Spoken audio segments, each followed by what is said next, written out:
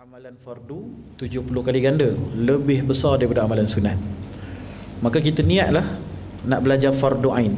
Maka kita dapat pahala 70 kali lebih daripada majlis-majlis ilmu yang biasa. Sebab ini ilmu fardu ni, mengenal Allah Subhanahu Wa Taala. Baik, saya mula ya. Bismillahirrahmanirrahim. Alhamdulillah nahmaduhu wa nusallimu ala rasulihil karim, amma ba'du. Qala Allah Ta'ala a'udzu billahi minasyaitonir rajim. Bismillahirrahmanirrahim. Qul huwallahu ahad, Allahus samad, lam yalid wa lam yulad wa lam yakul lahu kufuwan ahad. Wa qala alaihi salatu wassalam, may yuridillahu bihi khairan yufaqihu fid din. Alhamdulillah. Baik. Seperti yang saya bagi tahu tadi, ilmu fardu darjatnya 70 kali ganda lebih besar daripada ilmu yang tidak fardu. Jadi setiap kali kita duduk dalam mana-mana majlis ilmu fardu ain, jangan lupa pasang niat fardu. Kalau tak nanti kita dapat fadilat majlis ilmu biasa, dia kurang lah. Kalau kita niat fardu akan dapat pahala fardu. Jadi jangan lupa niatkan fardu. Baik, kita terus kepada nazam Aqidatul Awam. Kita berhenti last pada bila tahawuli, bahawa Allah Ta'ala itu tidak tahawul. Hawwala yuhawwilu, tahwil kan, bermaksud bertukar, changeable, sesuatu yang boleh berubah-ubah, sesuatu yang boleh berubah-ubah. Ini sangat-sangat penting, sangat penting. Seseorang yang mengenal Allah wajib mengetahui yang Allah itu la tahawul, dia tidak berubah. Berubah macam mana? Berubah ni adalah petanda sesuatu itu lemah. Sebab itu ia perlu berubah. Daripada kecil jadi besar, besar jadi kecil, lemah jadi kuat, itu semua berubah. Daripada tak tahu kepada tahu, itu berubah. Kalau kita tak tahu sesuatu, kita dianggap jahil. Kemudian kita belajar, kita berubah menjadi pandai. Allah tidak berubah. Tidak ada Allah sebelum atau Allah selepas. Tidak ada dulu ilmu Allah 99%, sekarang ilmu Allah 100%. Tak ada. Dulu, kini, selamanya, bila-bila pun Allah Ta'ala kekal yang terpaling berkuasa, yang terpaling maha mengetahui, terpaling berilmu. Tidak ada sesuatu yang lebih mudah bagi Allah, kerana semuanya mudah bagi Allah. Ustaz kami masa mengajar bab ni, dia tanya, Allah Ta'ala menciptakan seluruh langit dan bumi dengan Allah Ta'ala menciptakan seekor semut, mana yang lebih mudah bagi Allah? Apa jawapan dia? Semut lah kan? Salah. Kalau kita jawab semut, bermakna ada pada Allah tu benda yang lebih mudah baginya dan ada benda yang susah sikit bagi dia. Tak ada apa yang susah bagi Allah, tak ada apa yang lebih mudah bagi dia, kerana semuanya mudah bagi dia. Itulah sifat la tahawul, tidak berubah. Sebab itu kalaulah seluruh alam ini meliputi manusia, jin, haiwan dan segala langit dan bumi ini, semua sepakat jom kita memberontak kepada Allah, kan? Allah Ta'ala kata, sikit pun aku tak berubah, sikit pun tidak berkurang apa-apa pun daripada khazanah aku, sikit pun tidak berkurang sedikit apa daripada kekuasaan aku. Adalah hadis 40.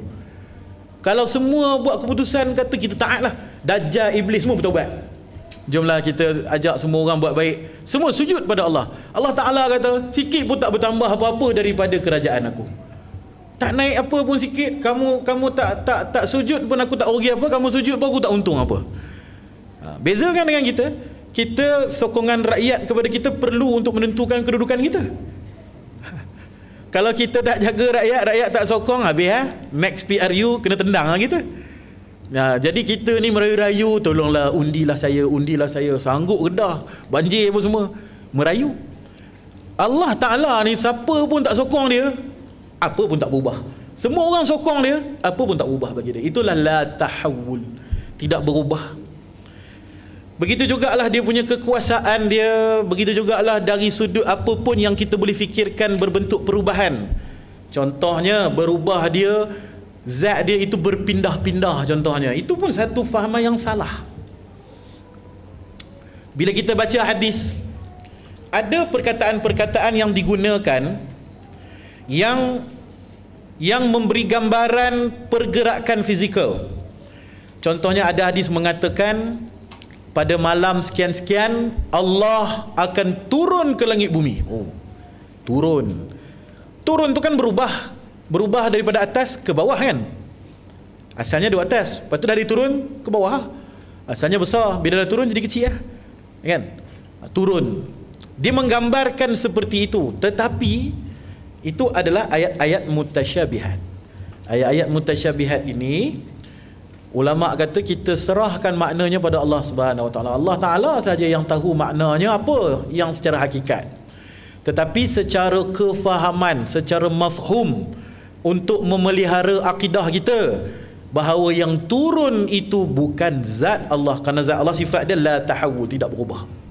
Habis yang turun tu apa? Yang turun itu adalah pengampunan dia, rahmat dia, pandangan dia, perhatian dia.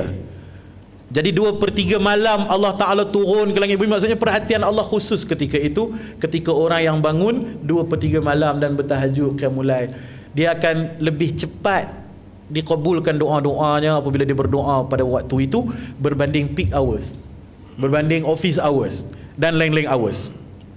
Faham kan? Jadi bila tahawuli adalah satu poin yang cukup besar. Kalau tak faham, salah faham yang ni, dia akan salah faham akidah. Macam tadi ya, semut dengan langit bumi mana lebih mudah bagi Allah? Semut. Salah tu, itu tak mengaji akidah tu kan. Sebab tidak ada apa yang mudah bagi Allah, semuanya mudah. Itulah tahawul, tidak berubah. Tidak berubah Allah, tak ada sebelum ni Allah muda, sekarang dah tua. Tak, itu perubahan. Tidak berlaku perubahan pada Allah. Allah Ta'ala sebelum dia menciptakan tempat, dia tiap tempat. Tapi selepas dia menciptakan langit, dia duduk di langit. Tu berubah tu, tak boleh. Tidak berubah, kerana berubah itu sifat lemah. Menurut ulama-ulama akidah katanya, bila sesuatu itu berubah, dia akan meninggalkan ruang dan memenuhi ruang yang lain. Contoh, kalau saya letak tangan saya dekat sini, ruang dekat sini dipenuhi dengan tangan saya. Bila saya pindahkan ke kiri, kat sini automatik jadi kosong. Tu sudah tidak ada lagi saya punya zat dekat sini, dah berpindah kepada tempat lain, memenuhi ruang dan tempat lain pula. Jadi kalau Allah itu bersifat berpindah randah, bertukar-tukar posisi, maka dia sama dengan makhluk satu lagi menunjukkan kelemahan diri dia, kerana dia tidak boleh meliputi semuanya dan sebagainya. Banyaklah dia punya falsafah dari sudut situ. Baik, jadi wajib kita beriman Allah Ta'ala tidak berubah. Dia tidak bertempat selepas dia menciptakan tempat. Sebelum dia menciptakan tempat, dia tak bertempat. Selepas dia menciptakan tempat, dia kekal tidak bertempat. Dan setelah dia musnahkan tempat, habis alam, langit, bumi semua dihancurkan, tetap dia kekal tidak bertempat. Tidak bermasa dia sebelum dia ciptakan masa. Kekal dia tidak bermasa selepas dia menciptakan masa. Tidak ada muda tua bagi dia, tidak ada apa-apa perubahan bagi dia. Jadi itu la bila tahawul. Baik, seterusnya, thumma salatu wassalamu sarmada ala nabi khairi man qad wahhada. Thumma dalam bahasa Arab ni maksud dia kemudian. Tapi kemudian dalam bahasa Arab ada dua, satu fa, satu lagi thumma. Fa biasanya diterjemahkan maka, kan? Thumma biasanya diterjemahkan kemudian. Apa beza kedua-duanya? Kalau terjemah dalam bahasa Inggeris, then, kemudian, lepas tu, lepas tu apa? Lepas tu three, kan? Jadi apa beza thumma dengan fa? Thumma untuk jarak yang jauh, untuk jarak yang lama. Fa untuk jarak yang sedikit. Benda yang akan berlaku tak lama lagi, kita panggil fa. Benda yang berlaku mungkin agak lama sikit, kita sebut summa. Jadi kita boleh bezakan fa dan summa itu dari sudut jarak untuk menerangkan sesuatu ataupun untuk buat pemisahan. Macam yang ni, macam kat sini, kenapa diletakkan summa kat sini? Adalah untuk memisahkan nazam sebelum ini menceritakan tentang sifat-sifat Allah sebagai pembuka kata, Belum cerita pasal sifat Allah yang real lagi ni. Belum masuk isi lagi. Baru pembuka kata. Kemudian thumma salatu wassalam. Kemudian dia nak memulakan topik baru. Maka di full stopkan dengan thumma. Kerana dalam bahasa Arab tidak ada, dia panggil apa simbol-simbol titik, koma tu kita panggil apa Tak apa? Tak, dalam bahasa Melayu kalau tata bahasa dia panggil apa? Penanda wacana Kan? Titik, tanda-tanda itu kan, titik, koma, apa nama, koma atas. Dalam bahasa Arab tak ada. Jadi kalau kita belajar Al-Quran contohnya, mana ada titik, koma, tak ada. Dia satu ayat sambung aja cerita pasal Nabi Musa, tiba-tiba cerita pasal Nabi Nuh, tiba-tiba cerita pasal ni, tiba-tiba cerita pasal azab, tak ada koma, tak ada titik, tak ada apa. Kalau kita bagi mesej kat orang macam tu, jenuh dia nak pening balik nak fikir. Apa kau cakap ni kan? Sambung-sambung. Kan? Jadi bahasa Melayu, bahasa-bahasa yang lain, kalau tak ada koma titik, memang boleh buat bergaduh lah. Kan? Boleh gaduh. Apa kau cakap ni kan? Tak faham. Tapi dalam bahasa Arab, tak. Bahasa Arab, titik, koma dia semua ni adalah berdasarkan tone perkataan tu. Balaghah dia panggil.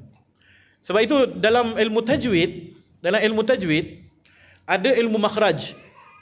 Ada ahkam. Hukum hakam pasal ikhfa hakiki la izhar halqi apa semua tu. Ada ahkam, hukum hakam mad kan? Ada belajar sifat-sifat huruf dan ada belajar tentang waqaf. Waqaf ni kenapa? Sebab waqaf adalah di mana kita berhenti untuk mencantikkan ayat yang sedang kita baca tu. Sebab itulah dia ada wakaf huruf jim. Wakaf huruf jim maksud dia apa? Jaiz. Apa maksud jaiz? Jabatan Agama Islam Selangor. Jaizul waqaf maksudnya boleh berhenti, boleh sambung, tak ada masalah. Kamu berhenti pun ayat dia cantik, kamu sambung pun ayat dia cantik. Kan, tak ada masalah. Kemudian dia ada qalla, kan, qaf lepas tu la dengan ya tu. Itu apa? Itu waqaf apa tu? Waqaf aula, lebih baik waqaf. Maksudnya kalau kamu waqafkan di situ, ayat tu jadi lebih cantik berbanding kalau kamu sambung. Sambung bacaan tu kurang cantik lah dia punya makna dia. Kemudian ada pula sad, lam dan ya. Jadi salla itu maksud dia apa? Wasal aula. Lebih baik kamu sambung, tapi kalau kamu nak berhenti tak cukup nafas tak apalah. Tapi kalau kamu sambung lebih baik, jadi makna dia, makna apa dalam Al-Quran tu lebih cantik. Kemudian ada titik tiga. Itu apa tu? Itu wakaf apa tu? Wakaf salah satu. Macam surah Al-Baqarah Alif Lam Mim zalikal kitabul la raiba fihi hudal lil muttaqin. Itu jangan sambung. Jangan sambung semua, jangan wakaf dua-dua, wakaf salah satu. Sebab kedua-duanya memberi makna yang berbeza-beza. Kadang orang salah wakaf ni, dia boleh jadi syirik kepada Allah. Contohnya, waqala Nasrani kan? Isa ibnullah. Dia potong qala Nasrani tu, dia start bacaan daripada Isa ibnullah. Dia jadi statement daripada kita. Sepatutnya dalam ayat itu menyatakan orang-orang Kristian berkata, Allah quote kata-kata mereka, bahawa Nabi Isa itu anak Allah. Tapi kalau kita silap wakaf, kita berhenti dekat qala Nasrani, lepas tu kita sambung pula Isa ibnullah, maka khitab perkataan itu jatuh pada kita. Kita yang buat statement Isa itu anak Allah. Faham tak? Kalau salah wakaf. Kan? Jadi disebabkan tak ada titik, tak ada koma, tak ada apa dalam bahasa Arab ni, maka bahasa Arab kita memahaminya dengan dia punya thumma, fa, wa, inna, tu semua pemula-pemula perkataan, pemula-pemula ayat. Jadi dekat sini dalam konteks ni thumma salatu wassalamu sarmada. As-salah apa makna dia? Solat dari sudut bahasa maksud dia doa. Solat maksudnya doa.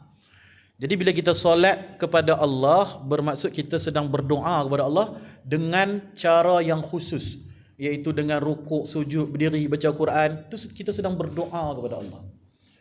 Jadi sebab itu Allah juga solat, malaikat juga solat, kita juga solat. Kalau kita solat macam mana? Cara kita solat tadi itulah. Kalau kita solat kepada Nabi macam mana? dengan mendoakan Nabi, Allahumma salli ala Sayyidina Muhammad. Jadi solat kepada Allah, solat kepada Nabi, kedua-duanya solat. Cuma ulama Melayu ni, untuk Nabi dia bubuh perkataan jamak, solawat. Jamak plural.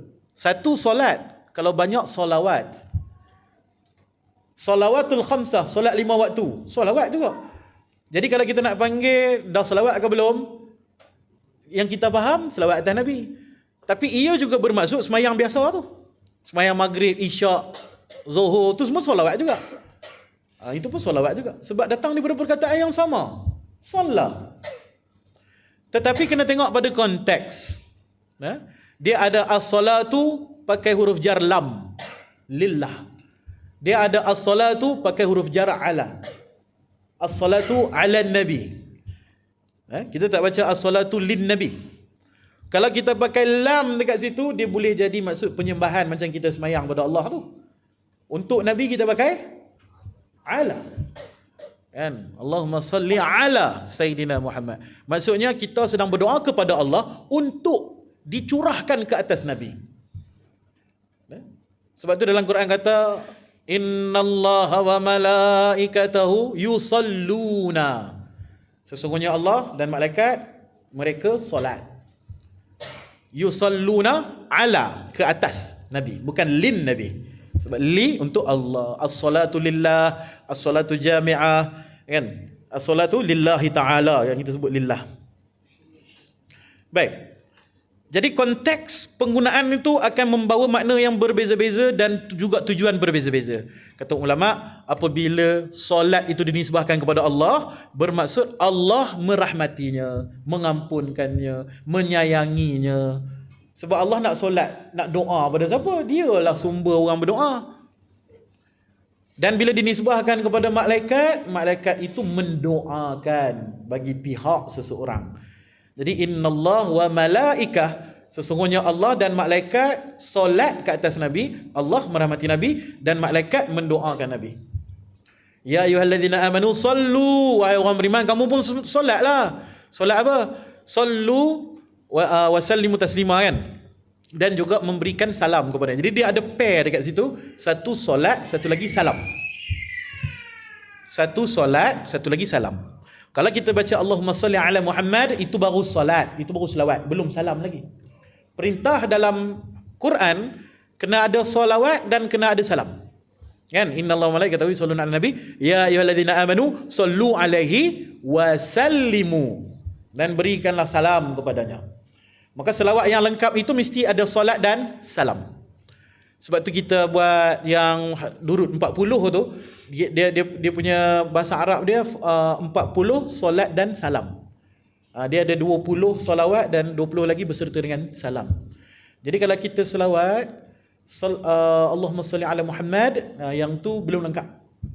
Lengkapkan wa ala alihi wasallam. Selawat pendek paling lengkap sallallahu alaihi wasallam yang kita duk baca tu. Kan, bila kita sebut nama Nabi Muhammad sallallahu alaihi wasallam, itu lengkap. Sallallahu, ada salla alaihi wasallam, dan ada salam juga.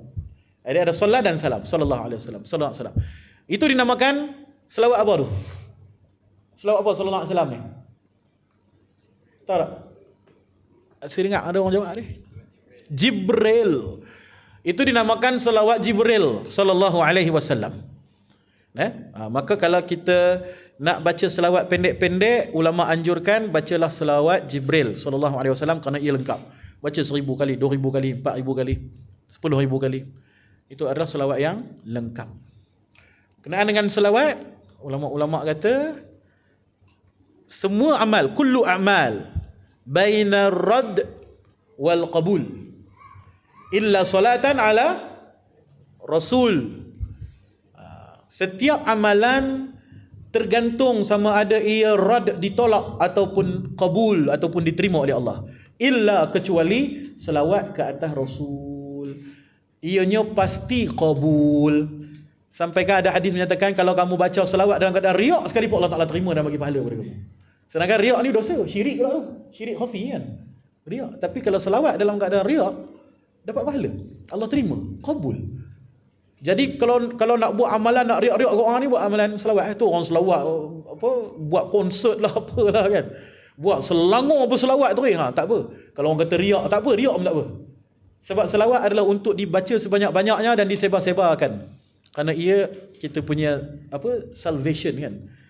Ia satu bonus untuk kita nak selamat di akhirat nanti.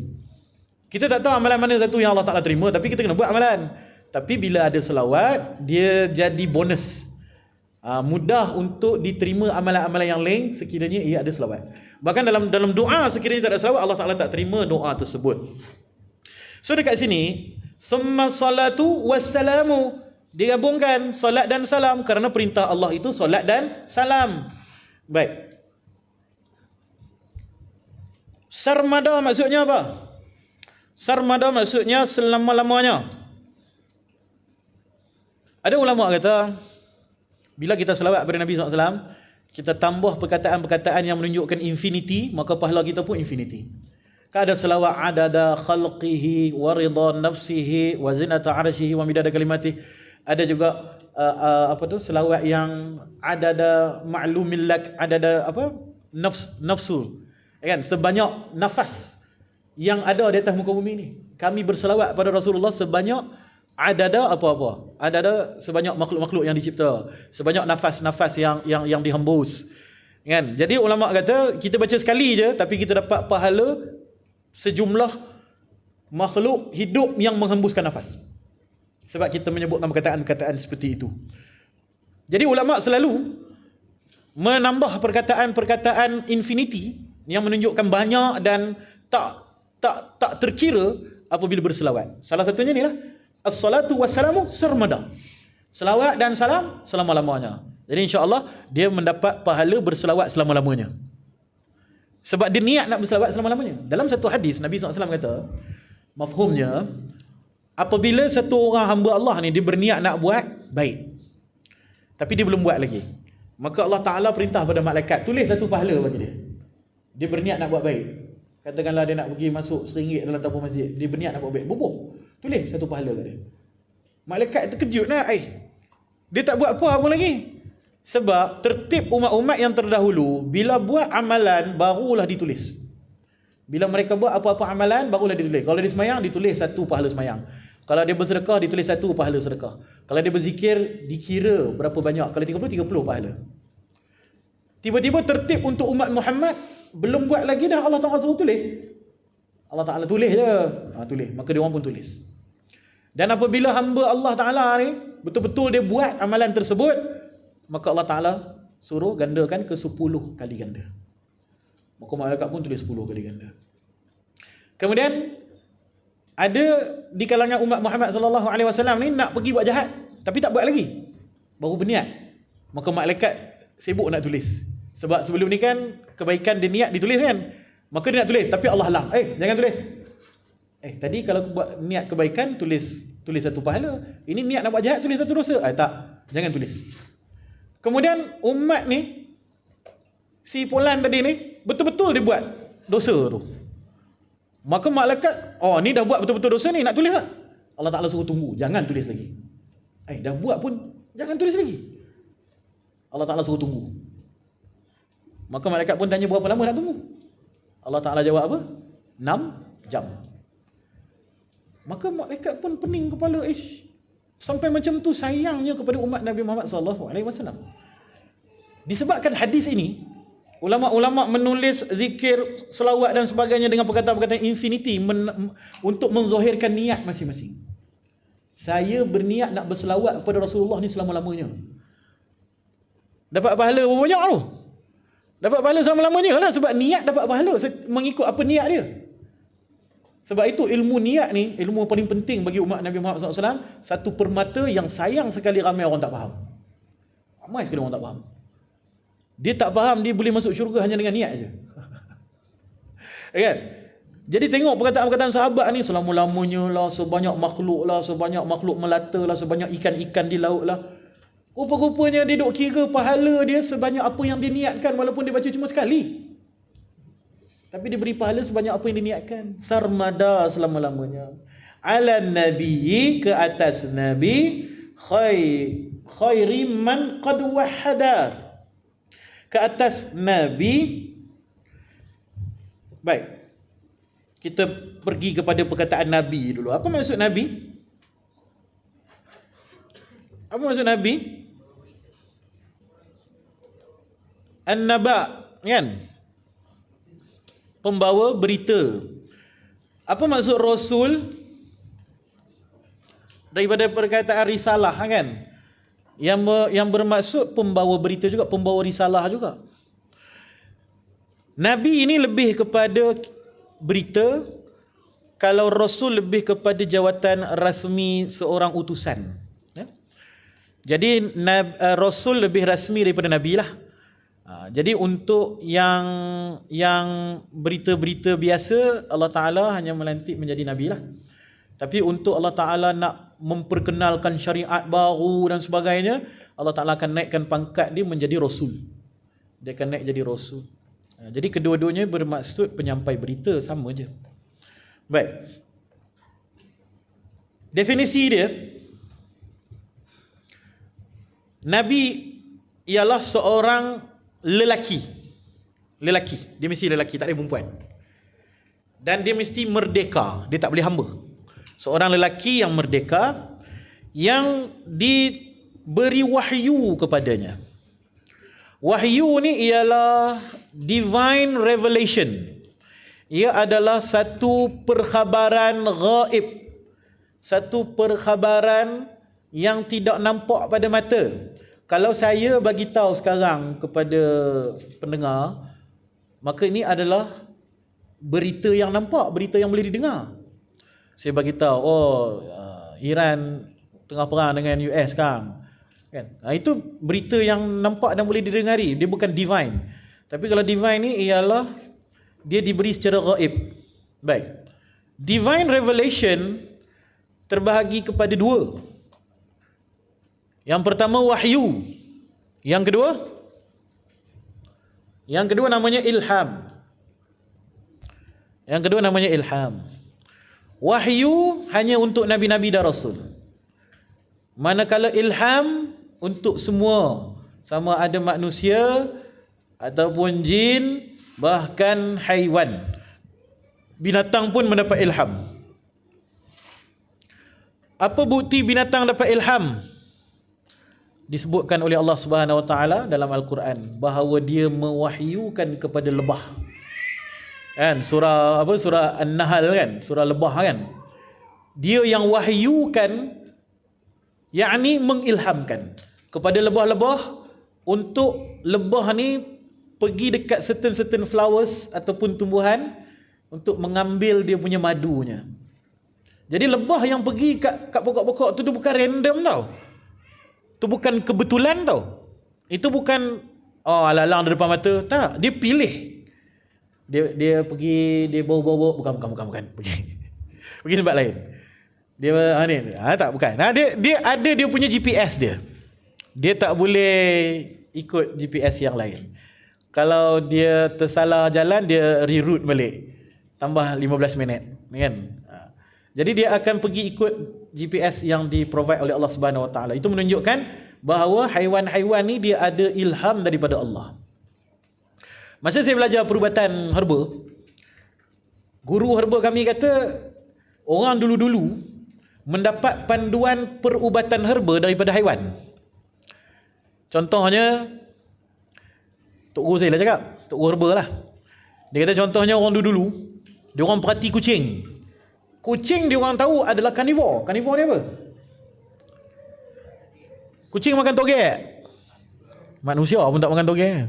Dia asing kan. Order char kway teow, togek tak mau. Tak char kway teow.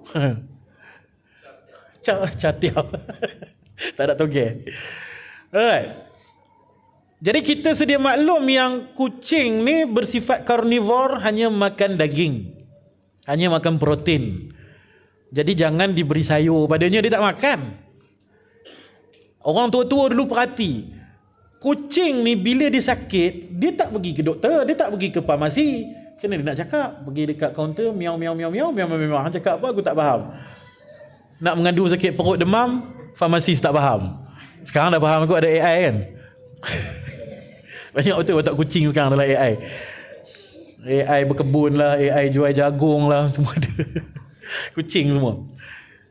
Jadi orang tua-tua dulu perhati, kucing bila sakit dia pergi mana? Kucing jalan-jalan, dia ada setengah tumbuhan yang dia akan pergi dimakan. Kucing makan daun.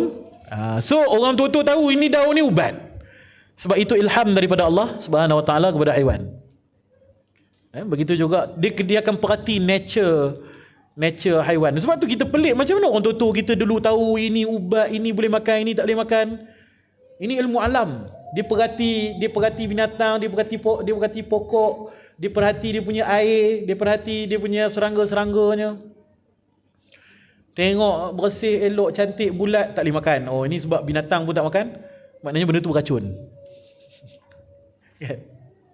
Ada orang putih tu kata apa? Kitalah satu-satunya makhluk atas muka bumi ni yang meracuni buah-buahan kita supaya tidak dimakan oleh serangga, supaya kita boleh makan.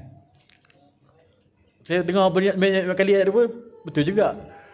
Dia adalah satu kebodohan yang disaluti dengan kecantikan. Kita meracuni makanan kita supaya binatang tak makan, supaya kita boleh makan. Faham tak? Lepas tu orang tua-tua kata, ni binatang pun tak makan ni. Janganlah kita makan. Tapi kita akan cari yang elok-elok lah kan. Buah semua elok, cantik je kan. Sebab binatang pun tak makan. Kita dah racun tempat tu. Dah racun buah tu supaya kita boleh makan. Kan? Kan? Pelik kan? Macam tu juga kan? Isn't that concerning? Kan? Dia kan selalu tanya soalan-soalan pelik macam tu kan. Alright. Jadi ada dua, satu wahyu, satu lagi ilham. Jadi kadang-kadang Allah Ta'ala menggunakan perkataan wahyu itu bermaksud ilham. Contoh macam tadi, kami mewahyukan kepada lebah. Maksudnya ilham, bukan wahyu. Kang duk kata lebah tu Nabi pula nanti. Allah Ta'ala pakai perkataan yuha kan, wahyu kan. Begitu juga ada ayat di mana Allah menyatakan dia memberi wahyu kepada ibu Nabi Musa, kepada ibu Nabi Isa. Allah Ta'ala pakai perkataan wahyu. Jadi kalau tak faham benda ni, Ustaz Gi duk baca terjemahan sini-sini, tengok ayat perkataan wahyu, dia duk pergi kata apa mak Nabi Musa ni pun Nabi juga. Sebab tu kena clear definisi dia. Seorang Nabi itu mesti lelaki dan mendapat wahyu. Jadi kalau dia perempuan dan dia mendapat wahyu, tetap dia bukan Nabi. Dan wahyunya itu tidak dikira wahyu, sebaliknya ulama kata dikira sebagai ilham. Baik. Perkataan Nabi ini ada dua jenis wajah. Satu bersama dengan syiddah, nabiyun. Satu lagi nabi'u. Nabi'un. Kalau nabiyun, dia punya kata akar dia ialah an-nubuwah. Manakala kalau nabi'un, dia punya kata akar dia ialah an-naba. Kalau nubuwah, maksud dia bukan berita, tetapi maksudnya satu makanul a'la, tempat maqam yang tertinggi. Itu nabiyun. Jadi untuk istilah Nabi yang kita gunakan dalam Islam merujuk kepada kedua-duanya sekali. Ia datang daripada nabiyun dan juga nabiun, datang daripada nubuwah dan datang daripada an-naba'u, yang bermaksud pembawa berita yang memiliki kedudukan tertinggi. Ini spesialnya perkataan Nabi tadi. Baik. Kemudian Imam kata apa? Ala nabi khairi man qad wahada. Nabi yang kita duk selawat ni, bagindalah khair, yang terbaik sekali, man qad wahada, dalam golongan yang wahada, dalam golongan yang mentauhidkan Allah Subhanahu wa taala. Tauhid ni apa? Apa tu tauhid? Tauhid ialah menyatakan keesaan akan sesuatu. Dia datang daripada perkataan wahada tadi itulah. wahid maksudnya satu kan, ahad satu. Tauhid ni ialah perbuatan, dia tafa'ul, dia adalah fa'il, dia untuk melakukan sesuatu, menjadikan sesuatu itu satu, mentauhidkan. Jadi bila kita sebut tauhid, ia khusus kepada Allah. Sebab itu untuk perkara-perkara akidah seperti beriman kepada Rasul, kitab, malaikat, kita tak panggil tauhid ya. Kalau orang kata awak mengaji apa? Mengaji tauhid. Oh, ngaji tauhid. Hari ni topik apa? Hari ni topik malaikat. Tak betul tu. Tak betul. Sebab tauhid adalah perbahasan tentang Allah sahaja. Tentang Allah saja. Sebab dia nak menyatakan keesaan Allah Subhanahu Wa Taala. Habis itu yang beriman pada Rasul, kitab, malaikat, qada-qada ni kita nak panggil ilmu apa? Yang itulah kita panggil ilmu aqidah. Aqidah. Aqada maksudnya simpulan. Aqaid sesuatu yang terikat. Diikat dekat hati kita. Tak terlepas. Jangan kita buka huraikan, kita uraikan dia punya ikatan satu sampai akidah tu terlepas daripada hati kita. Jadi akidah ialah ikatan di dalam hati kita. Apa yang kita ikat dekat hati kita? Kita ikat yang kita percaya Allah. Kita percaya wujudnya Allah. Kita percaya sifat-sifat Allah. Kita percaya Nabi. Nabi itu apa? Definisi dia apa dan sebagainya. Kan? Jadi selawat ke atas Nabi yang mana baginda adalah sebaik-baik orang yang bertauhid. Wahada. Jadi bila Nabi adalah sebaik-baik manusia yang bertauhid, tidak ada yang lebih baik tauhidnya daripada Nabi, maka Nabi adalah rujukan utama dan rujukan pertama kita dalam perkara tauhid. Dalam erti kata lain, semua perkara-perkara tauhid, akidah, bab, malaikat apa semua ni mesti didasari oleh Rasulullah SAW. Dia bukan random. Kamu percaya malaikat ni perempuan contohnya. Siapa yang cakap? Member saya. Nama dia Adam. Contoh kan. Adam tu siapa dia pula? Kan? Kenapa perkataan dia dipercayai? Dia boleh buat cerita itu ini. Kan? Jadi perkataan orang biasa kita tidak terima. Tapi kalau Nabi yang kata, Nabi kata malaikat ada 2 sayap lah, sayap 600 lah. Cerita pilah pelik macam mana sekalipun, kalau itu kata-kata Rasulullah, maka aku percaya. Ya Umar Hana dekat itu kan. Kalau itu perkataan Rasulullah, pelik bilah macam mana pun, aku tetap akan percaya. Sebab itu dikatakan Rasulullah itu adalah khairi man qad wahada. Yang paling terbaik sekali tauhidnya untuk kita ikut. Maka selain daripada Nabi, cerita-cerita merepek yang dibawa oleh orang lain, kamu kena jaga-jaga hati-hati. Dia tak ada autoriti untuk dipercayai. Kan? So kalau orang buat mai cerita-cerita ajaib dekat kita, kita kena synchronize dia. Kita kena cross check dia dengan apa-apa yang disampaikan oleh Nabi SAW. Kan?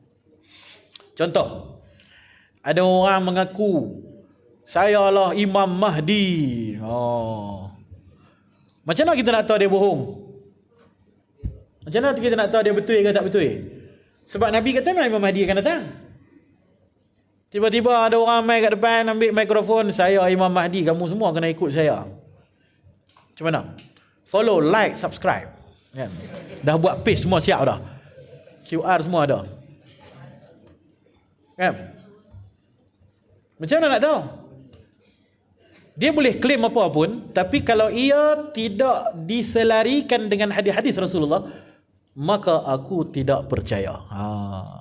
Jadi kena cek lah hadis-hadis pasal Imam Mahdi.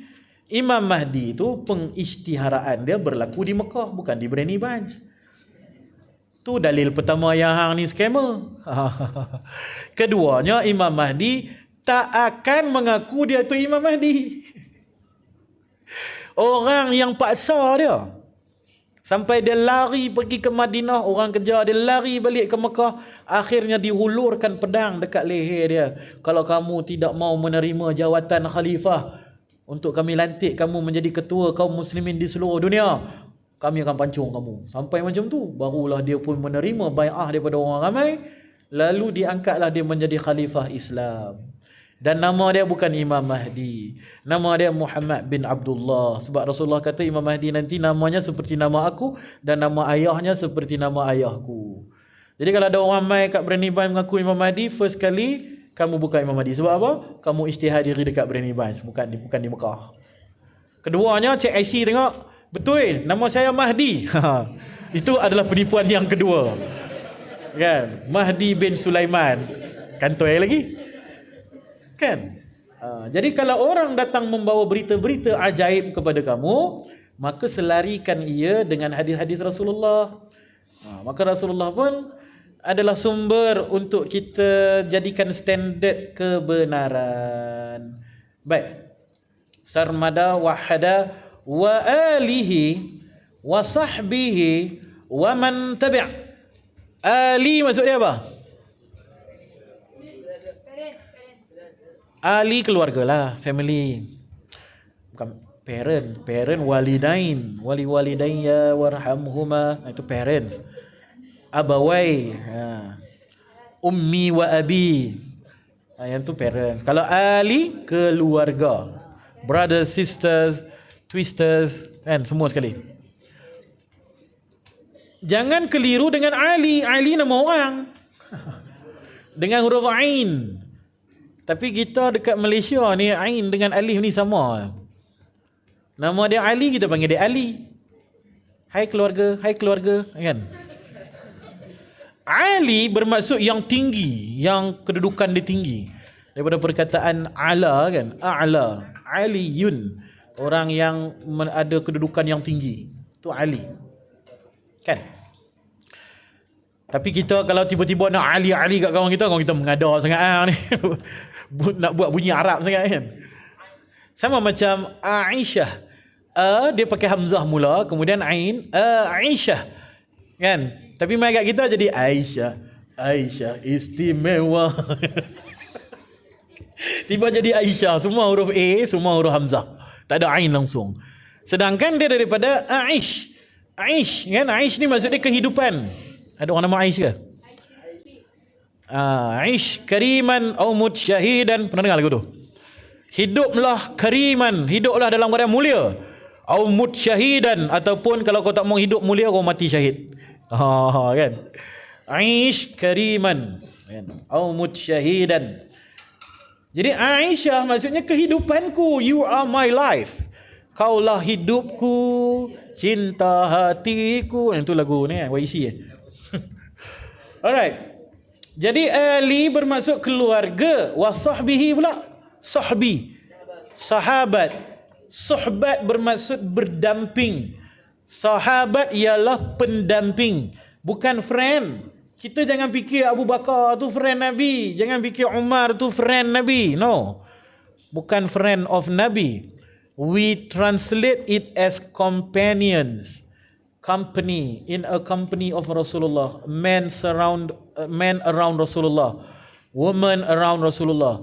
Sebab dalam Arab pun dia tak sebut kawan. Sebab kawan dalam bahasa Arab kan Siddiq, Rafiq, kan.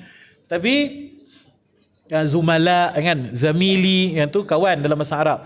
Tapi tak sebut kawan, sebut sahabah, iaitu orang yang ada mengelilingi, yang berdamping dengan Nabi. They are in the company of Rasulullah. So sahabat-sahabat dipanggil companions.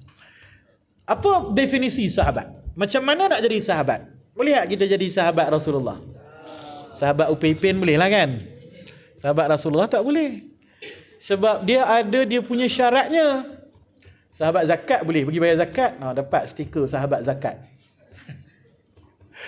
Sahabat, definisi dia ialah seseorang yang beriman kepada Allah, dia Muslim, dan dia bertemu dengan Rasulullah sallallahu alaihi wasallam. Walaupun sekejap je, kan? Nabi lalu aja. Sekali tu aja seumur hidup dia pernah jumpa Nabi, maka dia sahabat.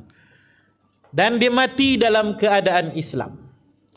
Jadi kalau dia jumpa Nabi tapi dia mati kafir, tidaklah dikira sebagai sahabat. Sebab ada je orang yang murtad selepas Rasulullah wafat. Musailamah Al-Kadzab mengaku Nabi, perang dengan Abu Bakar, sedangkan buat haji pun semua dengan Nabi dulu ni. Sama-sama sembahyang di Madinah, di Masjid Nabawi dengan Nabi ni. Nabi meninggal aja, dia buat jemaah dia sendiri. Pakak-pakak ramai murtad.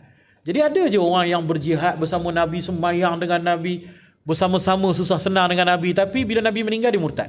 Maka tidak dikira sahabat. Faham? Dia mesti mati dalam keadaan Islam. Tapi kalau dia communicate dengan Nabi, contoh macam zaman sekarang ni ada WhatsApp. Dia dapat nombor kan, boleh WhatsApp dengan Nabi. Salam ya, apa khabar? Sihat? Nak tanya soalan. Itu dikira sahabat tak? Tak, kerana syarat dia mesti liqa. Liqa maksudnya pertemuan face to face. Facebook to Facebook boleh? Live boleh live? Nampak live muka dia? Face to face lah tu kan? Face to face without screen kan? Dia mesti secara berdepan. Secara live daripada jauh pun semua ni tak dikira. Jadi ada di zaman Rasulullah dulu, Nabi ada pen pal. Tahu pen pal? Dulu masa zaman saya sekolah dulu, English mesti ada apa, bab esei apa semua kan, kena ada pen pal. Kita kena tulis surat sahabat pena kalau dalam bahasa Melayu. Dulu-dulu tak ada WhatsApp, jadi sahabat pena, kita tulis surat, tak pernah jumpa pun kan, tak jumpa pun, aku kirimkan surat aja daripada jauh kan. Zaman-zaman kami dulu bila nak raya hantar kad raya kan. Zaman korang tak ada kad raya dah tak pernah nampak pun kad raya, tak tahu pun kewujudan kad raya Dulu kalau nak raya meriah, dekat supermarket penuh dalam bakul macam-macam kad raya ada. Daripada yang murah sampai yang mahal-mahal.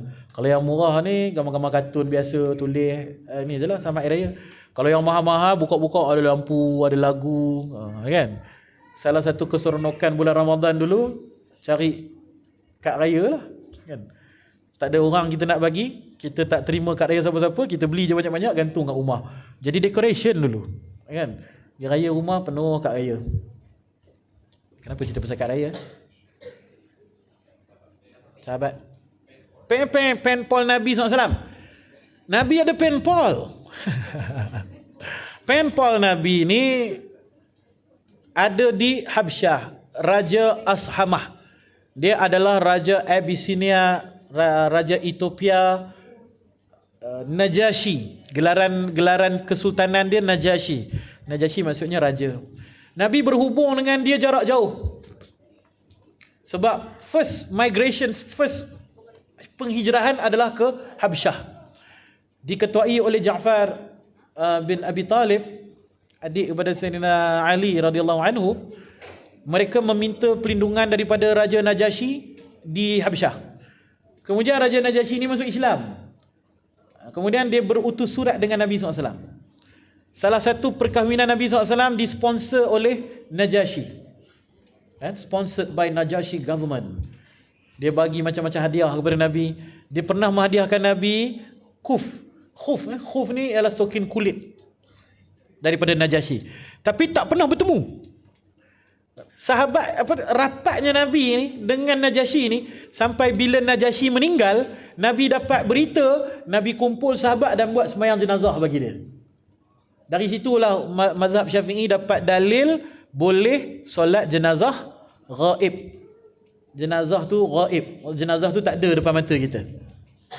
Member mati kat Mekah, kita dapat berita, ramai-ramai kita kumpul kat sini, kita buat member lah. Kalau tak member, kita tak kenal, tak buat solat jenazah kat dia kan. Family members. Kat kedai kan selalu tanya, ada member tak? Tak ada member. Membership. Alright. So daripada situ kita dapat tahu boleh solat jenazah ghaib. Kerana perbuatan Rasulullah kepada Najashi tadi tu. Punya rapatnya Nabi dengan Najashi. Tetapi tak pernah bertemu. Macam mana kira tu? Sahabat ke tidak? Tidak. Kita dah bagi dah definisi tadi. Dia mesti bertemu depan-depan. WhatsApp tak kira. Surat menyurat tidak kira, email tidak kira, live TikTok semua ni tak kira. Podcast. Podcast depan-depan. Kalau kita tengok podcast berjauh tak kira. Kan? Sebab tu fadilat duduk dalam majlis tak sama dengan menonton pengajian dari jarak jauh. Kita buat live juga ni, mungkin ada yang sedang mengaji sekarang. So dapatlah pahala pengajian ilmu apa semua, dia belajar apa semua, insya-Allah dapat. Tapi fadilat duduk dalam majlis dia tak dapat. Sebab dia mesti ada talaqi. Sebab tu kita panggil talaqi. Talaqi dengan guru. Talaqi datang daripada perkataan liqa' tadi itu yang bermaksud bertemu. Dia kena berjumpa. Barulah dikira bertemu dan dapat dia punya fadilat majlis. Antara fadilat majlis, Allah Ta'ala ampunkan dosa-dosa selama mana kita duduk dekat dalam majlis ni. Kan? Jadi kalau dia tak duduk dalam majlis, dia tengok dekat rumah dia, buka YouTube, dia tak dapat pahala tu. Dia kena duduk dalam majlis ramai-ramai macam ni. Sebab dalam hadis tu kata, tidaklah berhimpun umatku. Maksudnya kena berhimpun lah. Kena berhimpun, kena berkumpul. Jadi kalau duduk di rumah masing-masing, tak dikira berhimpun. Baik. Untuk perkataan alihi, ulama kata ada beberapa maksud, ada beberapa makna. Yang paling masyhur sekali ialah keluarga Nabi lah. Maka kita mendoakan Nabi, mendoakan keluarga Nabi dan mendoakan sahabat-sahabat Nabi. Itu yang paling lengkap sekali. Allahumma salli ala Sayyidina Muhammad wa ala alihi wa sahbihi wasallam. Kenapa kita tambah, ulama-ulama lah, kenapa dia tambah selawat dan salam itu kepada keluarga dan sahabat? Kan keluarga Nabi itu juga adalah sahabat. Ke tak sahabat? Aisyah sahabat Nabi tak? Ali sahabat Nabi tak? Hasan Hussein sahabat Nabi tak? Memenuhi tak ciri dia? Seorang Islam, mati dalam keadaan Islam dan pernah bertemu dengan Rasulullah. Jadi apa keperluan meletakkan alihi di situ? Kenapa tak Allahumma salli ala sayyidina Muhammad wa ala ashabihi ajma'in? Alihi tak payah. Kenapa? Kenapa kena pisahkan juga? Ada keluarga, ada sahabat. Sedangkan keluarga itu juga adalah sahabat. Siapa tahu? Secara logiknya, baik. Tak tahu Tak tahu Kalau tahu nak bagi RM10 Tak tahu. Offer RM10,000 pun tak dapat awak apa. Baik. Sebenarnya ia terkait dengan antara sebabnya lah. Terkait dengan konflik antara Syiah dengan Sunni. Para penganut Syiah, mereka berselawat kepada Nabi dan kepada keluarga Nabi sahaja. Allahumma salli ala Muhammad wa ali Muhammad. Allahumma salli ala Muhammad wa ali Muhammad. Itu selawat Syiah. Dia hanya akan selawat kepada Nabi dan keluarga Nabi. Kerana mereka mengkafirkan sahabat-sahabat Nabi. Mereka kata Umar tu kafir, Abu Bakar kafir, semua kafir belaka. Sebab itu kita tidak menerima Syiah sebagai mazhab daripada Islam.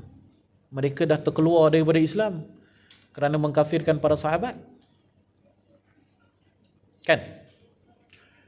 Atas sebab itu kita berselawat, kita masukkan sekali ashabi, sahabat-sahabat Rasulullah, untuk mengisytiharkan bahawa kita ni adalah sunni. Kita adalah dari ahli sunnah wal jamaah yang menghormati ahlul bait dan juga menghormati sahabat. Tapi kalau Syiah, dia hanya menghormati ahlul bait dan mengkafirkan sahabat. Sebab kalau kita hanya selawat atas Nabi dan sahabat aja, dia orang akan tuduh kita ni sebagai pembenci ahlul bait. Sebab tu kamu tidak mengiktiraf ahlul bait sebagai kedudukan yang tinggi. Maka selawat dua-dua senang. Ini ahli sunnah wal jamaah. Allahumma salli Muhammad wa ala ali wa sahbihi wasallam. Sebab itu kita selawat ke atas ali dan wa sahbihi. Jadi ali bermaksud keluarga Nabi. Dan pada definisi Syiah, keluarga Nabi itu hanyalah daripada Sayyidina Ali dan daripada Sayyidatina Fatimah. Jadi dia orang ada 5 yang utama tu kan, ada Fatimah, lepas tu ada Ali, lepas tu ada Hasan Hussein. So ada seorang lagi tu apa? Nabi Muhammad kan? Dipanggil apa tu? Ahlul Kisah. 5 orang kan? Ada Nabi Muhammad, Fatimah, Ali, Hasan Hussein.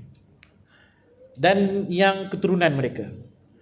Jadi yang lain-lain ni bukan keluarga Nabi. Tapi dalam definisi Ahli Sunnah wal Jamaah berbeza daripada Syiah. Kita memasukkan sekali zaujah-zaujah, azwaj mutahharah, isteri-isteri Nabi, ummahatul mukminin sebagai ahlul bait. Maka Aisyah pun ahlul bait, Juwairiyah pun ahlul bait, kan? Ummu Habibah pun ahlul bait, Khadijah radhiyallahu anha pun adalah ahlul bait. Dan ada yang mendefinisikan ahlul bait itu daripada keturunan Bani Hashim. Maka daripada anak Sayyidina Ali, walaupun tidak melalui Sayyidatina Fatimah, juga dikira sebagai ahlul bait. Anak-anak Abbas, anak-anak pakcik Nabi dikira sebagai ahlul bait. Kerana itu semua termasuk dalam Ali Muhammad, keluarganya Banu Hashim. Baik. Dalam konteks zakat, Imam Malik mengatakan mereka yakni keluarga Nabi adalah Bani Hashim.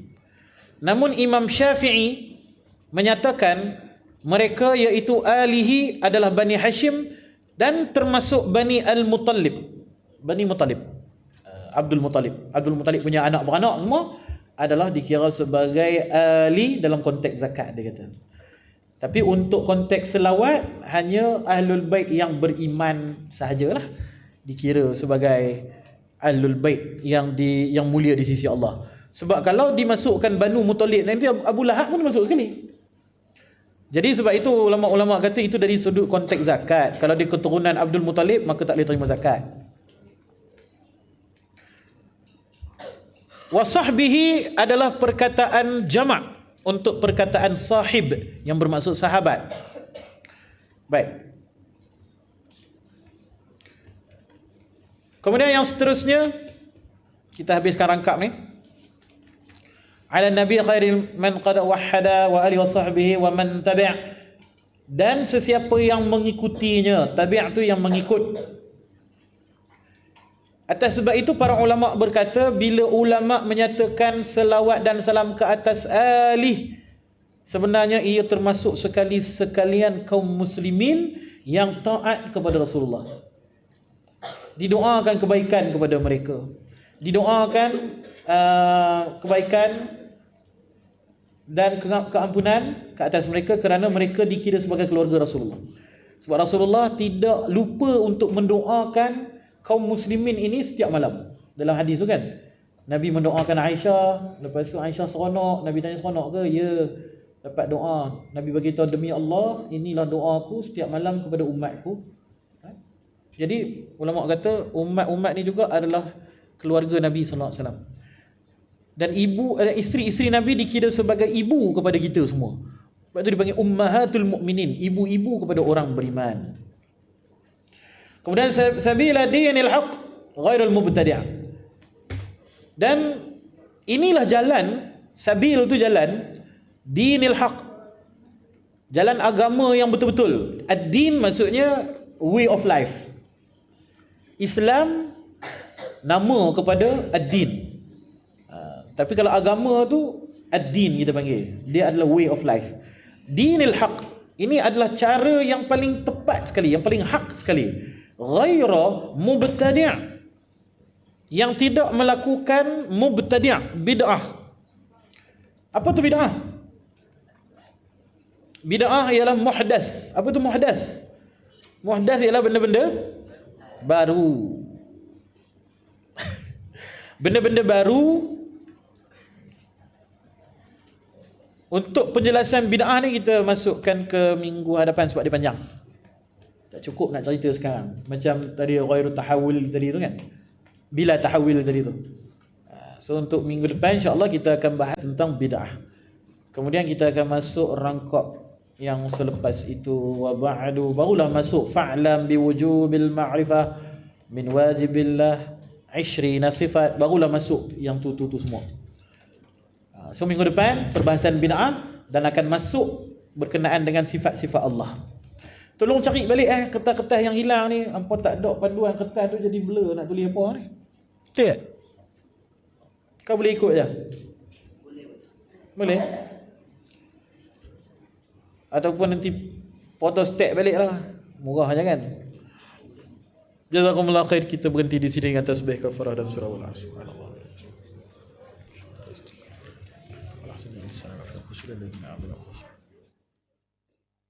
Assalamualaikum warahmatullahi wabarakatuh.